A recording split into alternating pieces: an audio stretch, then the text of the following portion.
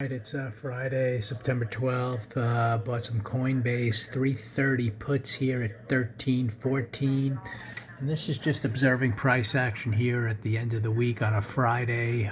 You can see obviously after a little bit of a gap up, we had the red bar, a little pause to the midpoint of that bar, and then another red bar forming here. So I'm buying some puts, looking for what looks like a potential inside bar failure at the top of a big picture range that I'll point out in a minute. So the opening price action is clearly down. If we get through the midpoint of this inside bar, we came up, we took out that target, and then we immediately are coming back through the range to the bottom of that range, and we'll see what that means if that happens in terms of how it closes the week. Because on the weekly chart, we're just in a little trading range. After a big red bar here, big mother bar, so to speak, we're just kind of in a big range at the bottom. So we kind of probed the bottom. We went to the top. We had a 2-up week. We hit our targets, but we're into kind of the top of a range here.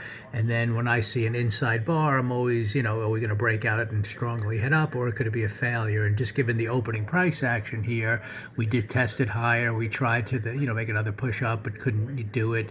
And now we're going red. So it looks like we're coming back through the inside bar of yesterday towards those lows. And we'll see if a little momentum picks up here. And again, that's what we're trying to judge here. Is this red bar getting through the midpoint of that bar on this move that, I entered right here? If so, then I'm anticipating we get to the bottom of the range and maybe even have a bit of a negative looking, bar by the end of the week here. Although, we might be closing green also. We'll find out by the end of the day. But anyway, opening price action and the inside bar failure at the top of a big picture range seems to indicate we want to head a little lower here on this stock.